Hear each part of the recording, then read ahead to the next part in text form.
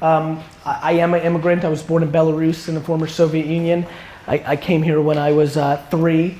I lived in Queens in Rego Park for 2 years in a studio apartment with 5, 6, 7, 8 family members. So I can relate to that grind and that hustle. I literally didn't even know my dad for the first 14 years of my life because he would leave before I would wake up and get home after I fell asleep. First as a stock boy in a liquor store making $2 an hour, and then eventually a manager, and then, you know, immigrants, and I'm sure some of you know this, immigrants have really figured out the secret of American business, which is don't spend any money on dumb shit for 10 years, save it all, and then buy something, right? And so that's what my dad did, you know, and he bought a small liquor store in Springfield, New Jersey. I grew up in Edison, New Jersey, you know, lemonade stands, shoveling snow, you know, baseball cards. You know, it's so crazy for me that I get to live through the era where an entrepreneur is cool. You know, like this is like the fact that I take 10 selfies a day blows my fucking mind. You know, the fact that like hip hop artists that I love DM me, you know, like it's just so crazy. And it's happened, right? It's happened for sports. I think a lot of people forget in the 1950s, baseball players and football players had jobs during the summer at like hardware stores, right? Like everything gets its day. And I think there's nothing more Americana than the entrepreneur, than the business person. And so I'm just fortunate, you know, when I was your age, I was a loser by a lot of people's POV because I was a terrible student.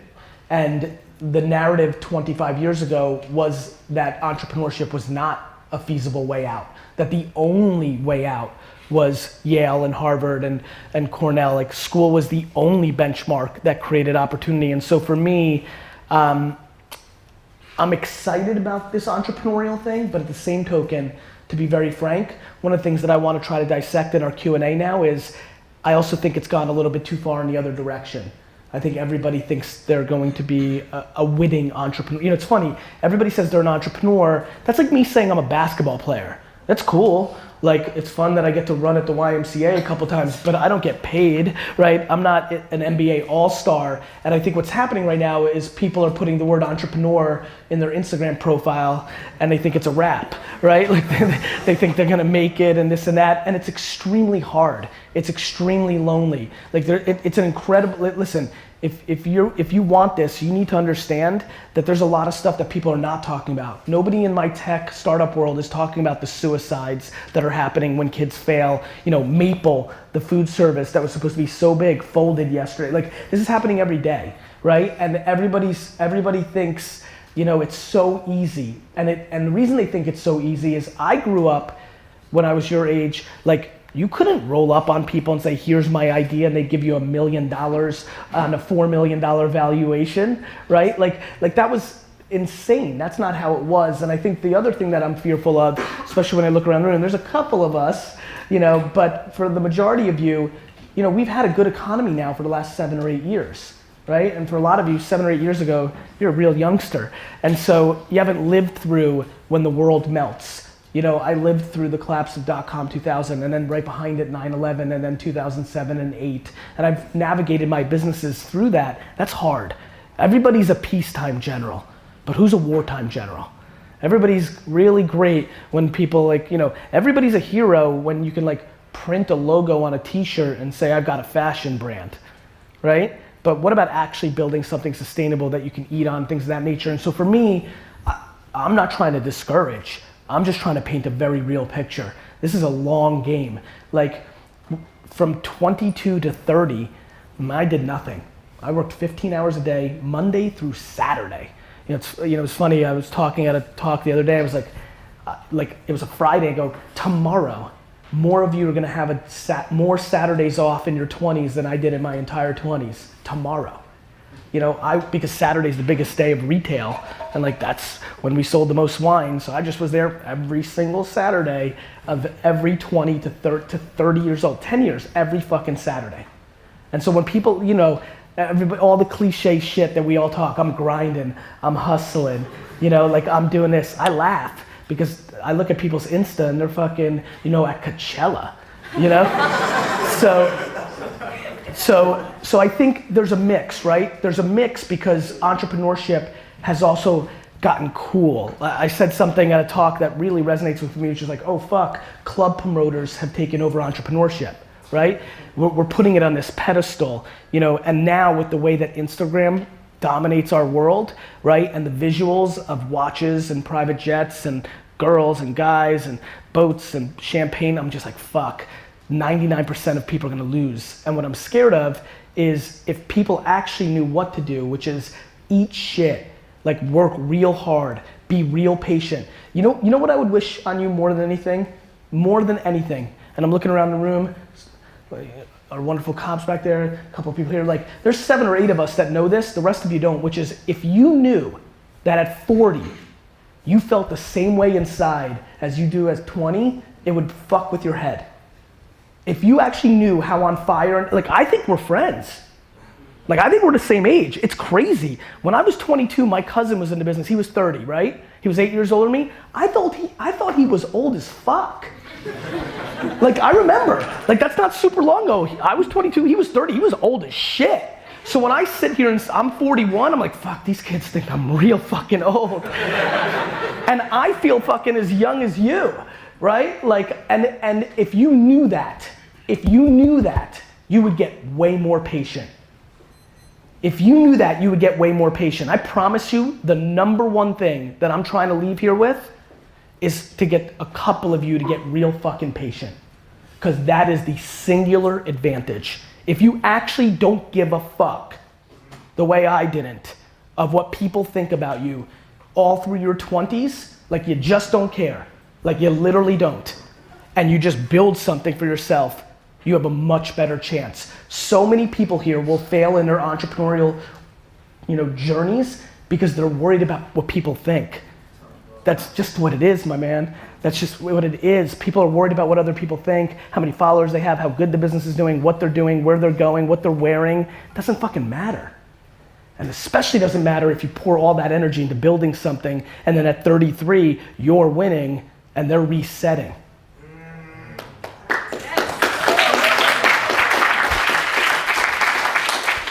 And if you really knew how young you would be at 33, it would really change everything. Like that's the thing, I'm trying to really put the words together because I'm going back to that time. It's just hard, right? Like it's hard when you're that young. It's hard to realize you'll feel that young. I just don't know how to say it. I really don't know how to say it. And I don't, but I want to say it with conviction so that a couple of you believe me. But you have to build an actual business that makes money. Like if you're going into the tech business, if you want to build an app, it's hard. Like for every single Snapchat and Instagram, there's 8 million Insta shits, Like everybody fails and we get seduced by the 2 or 3 people that don't, right? And it's really funny. I went to Mount Ida College, right? It was 94% African American Latino, real minority college, and every single person wanted to be a rapper. Right? It was 1994. Everybody was and I remember thinking like, wow, this is some delusional shit, right? Like, how are you gonna be a rapper if you're not writing? How are you gonna be a rapper if you're not in the studio? How are you gonna be a rapper if you're not like hustling? And it's funny, like the white boy version of that now is tech. Like everybody thinks they're gonna build Snapchat and Instagram. And I'm like, how are you gonna do that when you're at Coachella? How are you gonna do that if you're out every night? How are you gonna do that when you're raising money and you're, it's funny, raising money has been so detrimental to the startup community. Like it doesn't take a hero to lose $30,000 a month. Everybody in here can do that. And so a couple things I want to get across and I want to really go into Q&A, like get real like detailed because I'm here. I'm not coming back. So, so let's take advantage of it. You know what I mean? So the couple things that I think you need to really wrap your head around is it's for life. 99% of the kids that walk into my office or I come across, they're trying to flip their shit, which means they're doing it for the money. And when you're doing it just for the money, you've got way less chance to actually make the money. So if you build a business, if you're in the mentality, if you're in the mindset of building it for life, you get slower, you get more true, you build much better foundation. Basically, like if you're thinking about like building a house, Everybody's worried about like decorating the fucking room and like what lighting are you gonna have or what color's your wallpaper. And meanwhile, the cement you built the house on is shit and it's not gonna matter because the first time it's gonna rain, your shit's gonna fall, right? And so everybody's just jumping. Everybody's so impatient. You want to, and listen, I get it. I look around this room and I associate. You know, I don't look exactly like everybody, but I can't come from that same kind of place with a lot of people, right? When you have that chip on your shoulder, the hardest thing to do is patience, right? And there's so many narratives, whether you came from nothing, whether your parents, you know, whether your sibling is going to Yale, like there's a million different chips and we've all got them. And the hardest thing to do when you've got a chip on your shoulder is to wait. Because you can't wait to be like, fucking told you, right? Like everybody's living for that. Like I love that. I live for that. But the best way to do that is to actually pull it off. And the best way to pull it off is to put it into a 10-year window, a 20-year window, and everybody's in a 10-month window. You know, everybody rolls up to me and is like, I'm gonna be a millionaire by 27. I'm like, what the fuck does that mean? I'm like, cool, mazel tov. You know, you know, like it's the wrong mentality. And the youth right now, because of the pedestal of entrepreneurship and the PR nature, you guys know this, your fucking Instagram and Snapchat is basically you PRing yourself to the world. Like you're getting that perfect lighting, you're waiting for that perfect, you guys are even doing shit just for the fucking selfie. You're like, I really don't want to go out, but fuck it, I'll go there and get the, you know, like people are actually doing stuff now just for the selfie itself. So like we're painting this image and underneath in the reality, everybody's gonna lose. Everybody's gonna lose. And so like how do you build your brand? How do you build your app?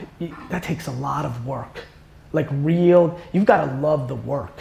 The thing that really I got lucky with, and that's DNA, right? Like when I was 4, like I didn't read a business book or go to a Gary Vee talk to get motivated at 6 years old to think it was fun instead of playing to stand behind a table and sell lemonade every single fucking day. You know, that's just DNA. And so I don't sit here easily and be like, do this, because it's not easy. Like you got your DNA, you got the things that come natural to you. But I will tell you why I'm successful, because I like the grind, because I feed off the journey, because I love the process, because I like the pain. I like the phone call that I had to have this morning about a tough situation. Shit's pressure. You know, you build a business, you're just managing people. It's a lot of stress, you know, and so, but I love that. And you gotta decide if you love that.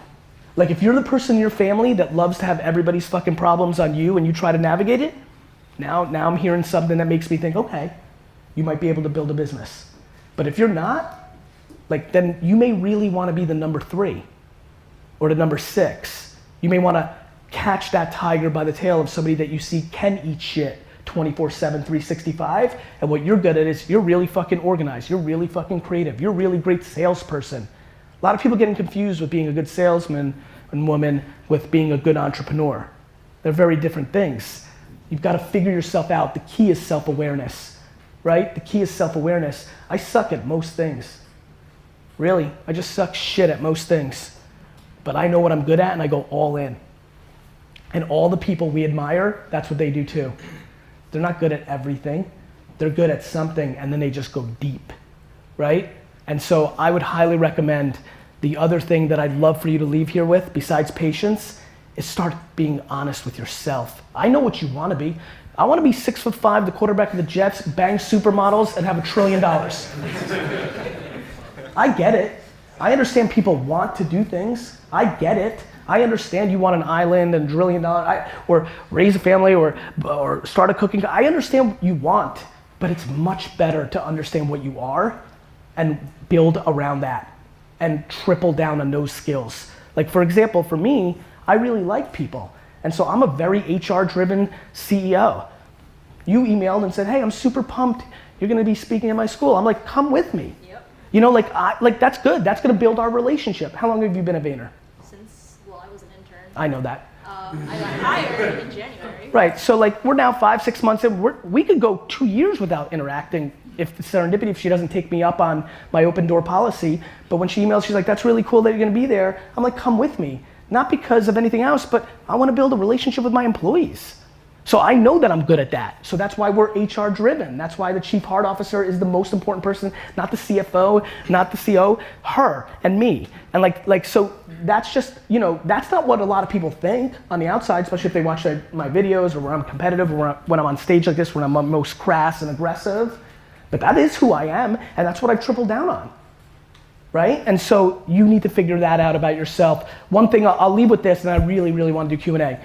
Number 18 at Instagram made a lot more money than number 1 of a billion different companies. Number 6 at Google, number 42 at Facebook, number 113 at Bain and McKinsey. They made a lot more money than number 1 of a billion other things. So please make sure, and I know the Entrepreneurial Club's here, and I'm not trying to suppress it. I'm trying to get people to get self-aware because that's where all the upside is. And you could be a co-founder or a number 3 and really, really win. You gotta put yourself in that lane. So those are some shits on my mind. Thanks for having me.